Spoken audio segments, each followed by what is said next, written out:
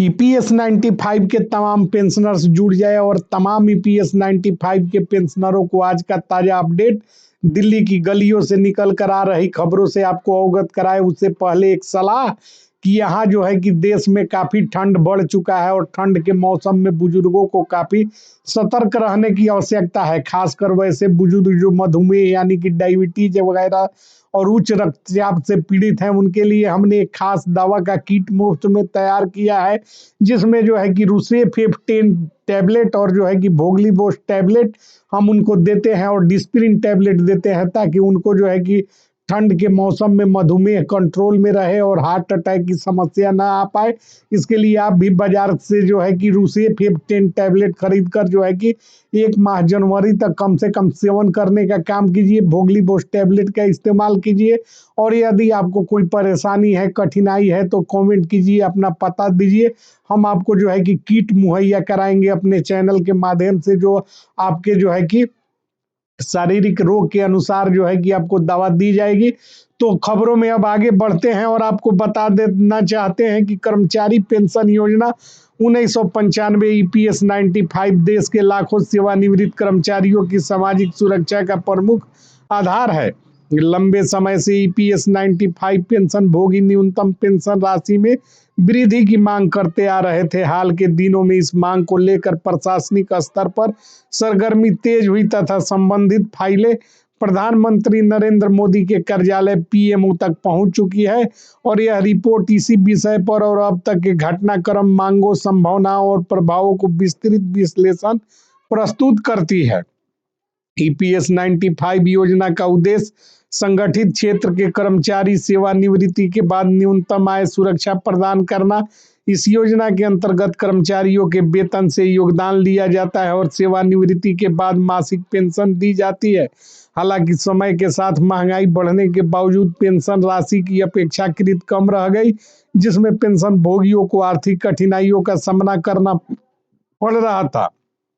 वर्तमान में ईपीएस 95 के अंतर्गत मिलने वाली न्यूनतम पेंशन राशि कई पेंशनरों के जीवन यापन के लिए काफी कठिनाई का सबब बन चुकी थी, जिसको लेकर हमने कल कमांडर अशोक रावत से लाइव बातचीत किया और वीडियो डाला। आपने वीडियो नहीं देखा तो चैनल पर जाइए और चैनल को खोलकर वीडियो देख लीजिए। कमांडर अशोक रावत ने सारी स्थिति स्पष्ट की है और बताया है कि पेंशन वृद्धि को अब टाला नहीं जा सकता, पेंशन वृद्धि हो रही है। पिछले कई वर्षों से ईपीएस 95 पेंशनर संगठन, कर्मचारी यूनियन, सामाजिक कार्यकर्ता पेंशन वृद्धि की मांग करते आ रहे हैं।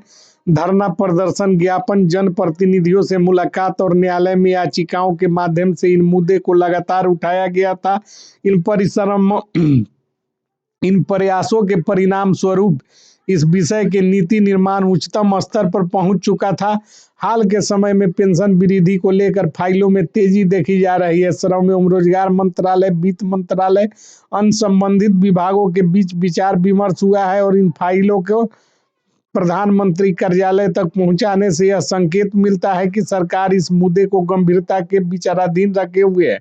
सूत्र के अनुसार ईपीएस 95 पेंशन वृद्धि से संबंधित प्रस्ताव और रिपोर्ट प्रधानमंत्री कार्यालय में पहले ही पहुंच चुकी है। पीएमओ स्तर पर किसी भी विषय का पहुंचना उसकी राष्ट्रीय महत्व को दर्शाता है।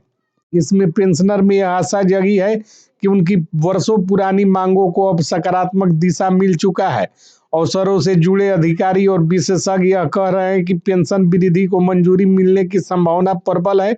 उनका मानना है कि सरकार सामाजिक सुरक्षा को मजबूत करने की दिशा में ठोस कदम उठाना चाहती है। साथ ही यह निर्णय करोड़ों परिवारों के जीवन स्तर को बेहतर बना सकता है। यदि ईपीएस 95 पेंशन की राशि बढ़ाई जाती है तो इसका सीधा प्रभाव सरकार के वित्तीय दायित्वों पर पड़ेगा।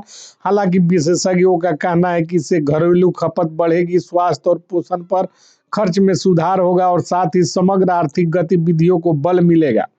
पेंशन वृद्धि से बुजुर्ग पेंशनरों को सम्मानजनक जीवन जीने में सहायता मिलने जा रही है और स्वास्थ्य सुविधाओं तक बेहतर पहुंच और परिवार पर निर्भरता की कमी और मानसिक संतोष जैसे सकारात्मक सामाजिक प्रभाव देखने को मिल सकते हैं।